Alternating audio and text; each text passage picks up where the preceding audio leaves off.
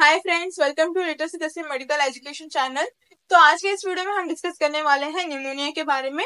Okay, pneumonia एक respiratory disease condition है और इसको हम लंग डिसीज कंडीशन भी कहते हैं। ओके, इस वीडियो में आकर हम डिस्कस करेंगे इसका definition, classification, etiology, pathophysiology, clinical manifestation और डायग्नोस्टिक एवल्यूएशन और मैनेजमेंट। ये सारे थिंग्स जो है हम निमोनिया के बारे में डिस्कस करने वाले हैं।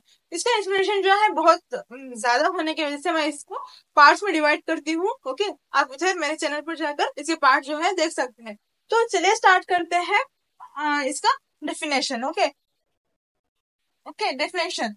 Pneumonia is the common respiratory infection characterized by inflammation of air sacs in one or both the lungs. These sacs may filled with fluid or pus. It makes difficulty to breathe. Okay, ये जो है इसका definition है। तो pneumonia is the common respiratory infection. Okay, pneumonia is the common respiratory infection. इसका मतलब ये है जो ये निमोनिया है, निमोनिया एक कॉमन रेस्पिरेटरी इन्फेक्शन है। मीन्स जो इन्फेक्शन जो कॉज होता है ये कॉमन इन्फेक्शन से कॉज होता है, लाइक बैक्टीरिया, ओके, वायरसेस, ऐसे जो इन्फेक्शन होते हैं, ओके, माइक्रो ऑर्गेनिज्म जो होते हैं उससे ये कॉज होता है। ओके, ये मैं फर्दर आपको बताऊंगी। तो pneumonia is a common respiratory infection characterized by inflammation of air sacs. Okay, जो एयर सैक्स जो होता है रेस्पिरेटरी ट्रैक्ट में, इधर, okay, this is the respiratory tract. Okay, इसमें आता है trachea, okay, bronchials, bronchioles and alveoli और एयर सैक्स। ओके, ये जो एयर सैक्स जो है इधर जो है इन्फ्लेमेशन हुआ होता है। ओके, ट्रेकिया ट्यूब जो होता है इसमें जो डिवाइडेड पार्ट होता है उसको हम ब्रोंकियस कहते हैं। Okay, bronchus. एंड जो इसमें प्राइमरी, सेकेंडरी, टर्शियरी जो ट्यूब्स प्रेजेंट फॉर्म होते हैं उसको हम ब्रोंक्यूल्स कहते हैं। ओके, इसको हम ब्रोंकियल्स कहते हैं। तो ब्रोंकियल्स में जो है इसमें आकर एल्वियोलाई प्रेजेंट होता है। ओके, एल्वियोलाई को जो है एयर सैक्स भी हम कहते हैं। ओके, फॉर एग्जांपल एल्वियोलाई जो है इस टाइप का दिखता है। Okay, this is the एल्वियोलाइज। तो इस एयर सैक्स में जो है, ओके, दिस एल्वियोल में जो है इधर इंफ्लेमेशन जो है अकर होता है।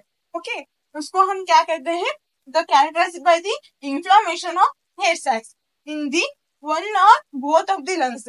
ये जो है बोथ, वन और बोथ लंग्स। ओके, इसमें right lung and left lung जो है प्रेजेंट होता है। तो राइट लंग में जो है इंफ्लेमेशन हो सकता है और लेफ्ट लंग में जो है इंफ्लेमेशन हो सकता है, और दोनों लंग्स में जो है इंफ्लेमेशन हो सकता है। ओके, एल्वियोलाई में और एयर सैक्स में।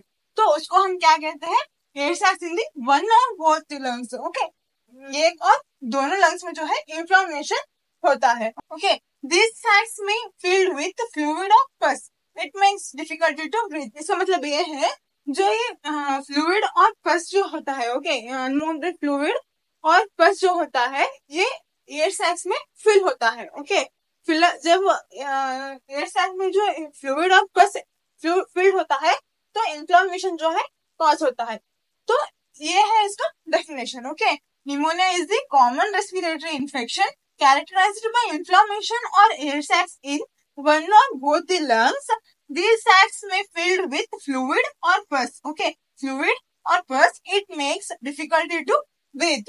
Okay, ये रहा निमोनिया का डेफिनेशन। ओके, अब हम बात करते हैं इसके क्लासिफिकेशन के बारे में। तो क्लासिफिकेशन जो है, there are 3 classifications are there in pneumonia. Okay, तो फर्स्ट आता है इसमें on the basis of anatomic. Okay, on the basis of anatomic, on the basis of etiology and on the basis of miscellaneous. Okay, ये तीनों जो है इसके classification है। Okay, on the basis of anatomic का मतलब जो है ये एनाटॉमिकली अकर होता है। ओके, मीन्स जो इसे पार्ट्स होते हैं ये एनाटॉमिकली जो है बॉडी के रिलेटेड जो है कॉज होता है।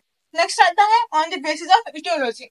इटियोलॉजी मीन्स इसके कॉजेस जो होते हैं। ओके, जो कॉजेस होते हैं, कॉजेस के रिलेटेड जो है इंफ्लेमेशन अकर होता है। Next on the basis of miscellaneous. Okay, miscellaneous का मतलब है नॉन इन्फेक्शियस और लेस कॉमन कॉज। इसका मतलब है ये इधर इन्फेक्शन कुछ प्रेजेंट नहीं होता है बट इन्फेक्शन जो है कॉज होता है। Okay, non infectious. ओके, जो इन्फेक्शन के रिलेटेड छोड़कर जो इन्फेक्शन कॉज होता है उसको हम मिससेलुलियस कॉज कहते हैं। ओके, ये तीन जो है निमोनिया के क्लासिफिकेशन है।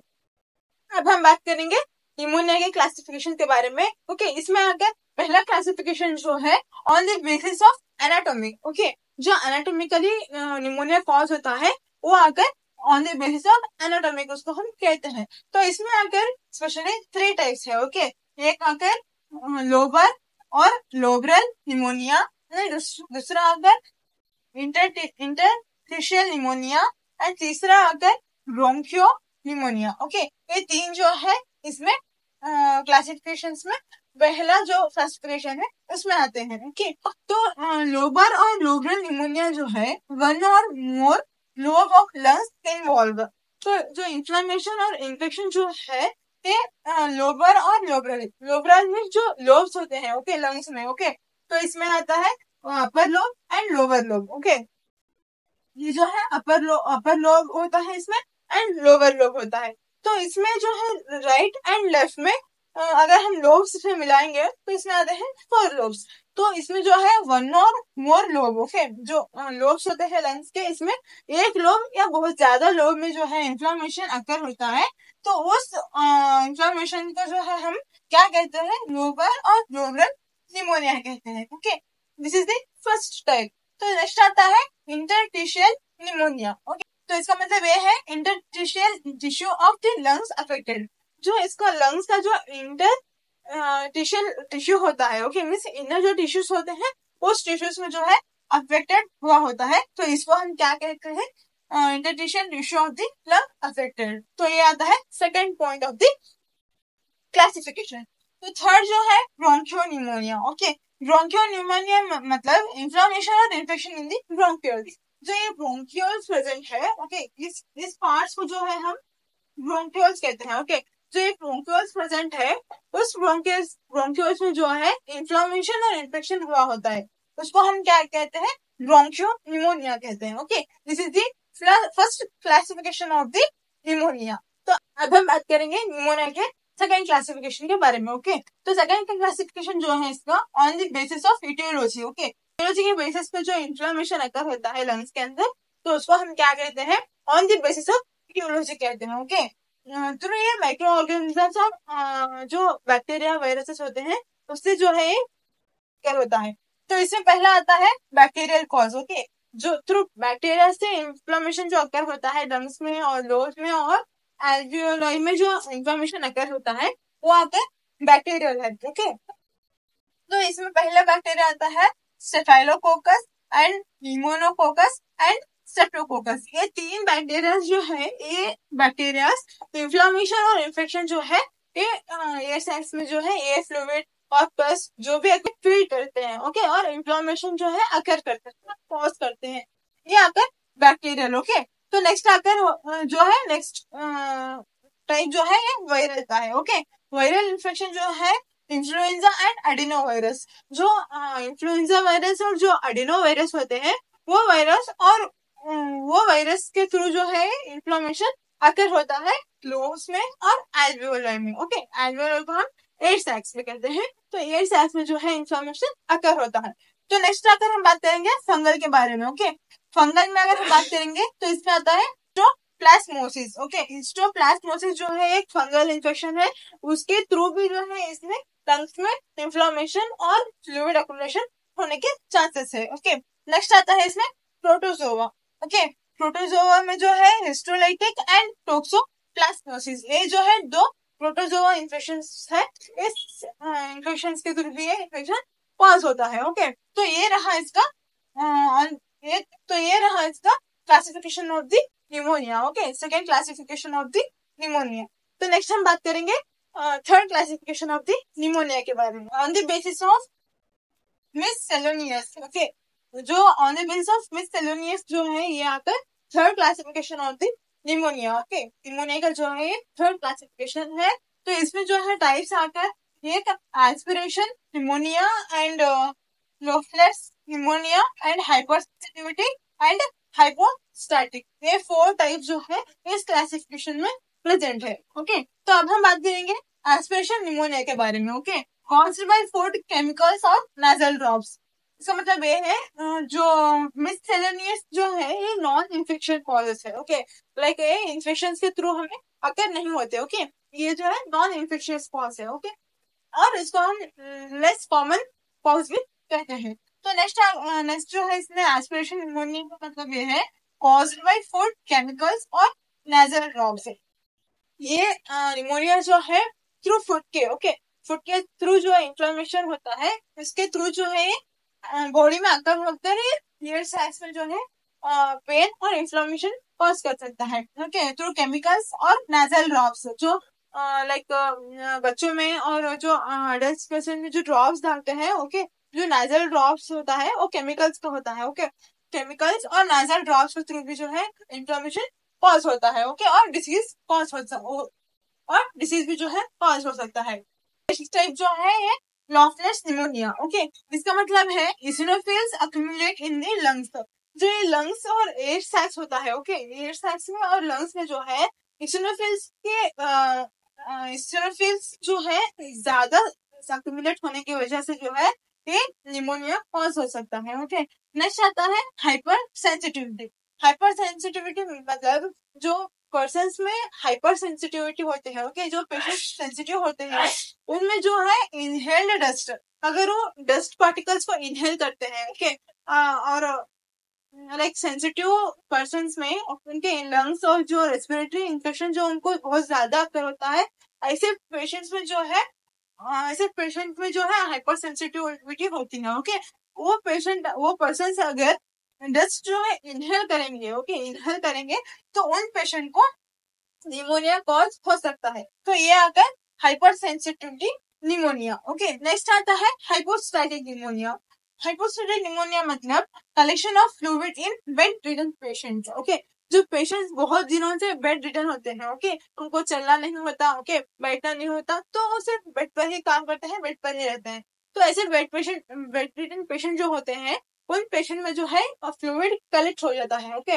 तो एक ही जगह बैठना, एक ही जगह खाना पीना सब करना, तो उन पेशेंट में जो है फ्लूइड अक्यूमुलेशन होकर फ्लूइड कलेक्शन जो है ज्यादा होने की वजह से जो है ये हाइपोस्टैटिक निमोनिया जो है कॉज होता है, ओके। तो ये आकर third classification of the pneumonia, okay, on the basis of miscellaneous. अब हम बात करेंगे इसके इटियोलॉजी के बारे में, ओके। इटियोलॉजी को जो है हम कॉजेस भी कहते हैं, ओके, जो कॉजेस से इन्फ्लेमेशन और इन्फेक्शन अक्कर होता है उसके बारे में हम डिस्कस करेंगे। तो इसमें पहले आता है age, okay, age factor, okay, जो age related, okay, like neonatal, okay, newborn babies जो होते हैं उनमें इन्फ्लेमेशन भी हो सकता है, और अडल्ट में और ओल्ड एज पर्सन में जो है इन्फ्लेमेशन अक्कर हो सकता है। तो इसको अगर हम एज फैक्टर कहते हैं, ओके, जो एज रिलेटेड इंफॉर्मेशन होता है उसको एज कहते हैं, ओके। नेक्स्ट आता है एयर पोल्यूशन। जो डस्ट होता है, जो एयर पोल्यूशन होता है, ओके, उसके थ्रू भी हमें इन्फ्लेमेशन जो है वो पेशेंट्स को और पर्सन को कॉज हो सकता है। नेक्स्ट आते हैं माल न्यूट्रिशन। जो माल न्यूट्रिशन होते हैं, ओके, मीन्स जो उनका इम्यून सिस्टम होता है वो बहुत कम होता है और वो माल नरिश्ड जो होते हैं उनमें निमोनिया बहुत जल्दी ही अटैक होने के चांसेस हो सकते हैं। तो नेक्स्ट आता है नियोगैस्ट्रिक ट्यूब फीडिंग। नियोगैस्ट्रिक ट्यूब फीडिंग जो है ये न्यू बॉर्न बेबी के लिए होता है, ओके। न्यू बॉर्न बेबी में जो है नियोगैस्ट्रिक ट्यूब इंसर्ट किए होते हैं, जो वो इंसर्ट किए होते हैं ना उसकी वजह से जो है निमोनिया कॉज हो सकता है। तो ये आता है नियोगैस्ट्रिक ट्यूब फीडिंग। तो नेक्स्ट आता है इम्यून सप्रेस्ड पेशेंट। जो पेशेंट का इम्यून जो है सप्रेस्ड हुआ होता है, ओके, जो उनका इम्यून सिस्टम जो है कम लो लेवल का होता है, वो जो डस्ट पार्टिकल जो होते हैं और जो इन्फेक्शन अक्सर होता है वो हैंडल नहीं कर पाते, तो उनका सिस्टम जो है बहुत ज्यादा लो होता है। उन पेशेंट में जो है ये निमोनिया बहुत जल्दी ही अक्सर होने के चांसेस है। तो नेक्स्ट आता है HIV, ओके। जो पेशेंट HIV से सफरिंग हो रहे हैं, ओके, सफर कर रहे हैं, तो उन पेशेंट में ये निमोनिया कॉमनली अक्सर होता है। तो नेक्स्ट आता है chronic diseases such as diabetes, kidney diseases और लिवर डिसीजेस, ओके। जो पेशेंट में किडनी डिसीजेस, लिवर डिसीजेस और रेस्पिरेटरी डिसीजेस के कंडीशन जो होते हैं उन पेशेंट में जो है ये निमोनिया कॉज हो सकता है, ओके। तो नेक्स्ट आता है micro organism, okay, through infection जो होते हैं आउटसाइड डस्ट में, ओके, हेयर्स में, सॉइल्स में जो होते हैं वो कॉजेज जो है बैक्टीरिया, वायरस, फंगल, प्रोटोजोआ। तो इस कॉज के थ्रू भी जो है ये इंफ्लामेशन और इन्फेक्शन जो है फेट सैक्स में और लंग्स में लोब्स में जो है अकर हो जाते हैं। तो ये रहे इटियोलॉजी और risk factors of the pneumonia. Okay, तो आज के इस वीडियो में हमने डिस्कस किया है इसका definition, classification and etiology. Okay, तो नेक्स्ट अगर pathophysiology, clinical manifestation, diagnostic evaluation and management जो है मैं नेक्स्ट पार्ट में बताऊंगी। तो ये वीडियो अगर आपको अच्छी लगी तो वीडियो को लाइक करें, और अगर कुछ भी डाउट हो इस टॉपिक के रिलेटेड तो मुझे कमेंट करें, और अगर आप मेरे चैनल पर नए हो तो मेरे चैनल को सब्सक्राइब करें। ठीक है, थैंक यू, बाय बाय।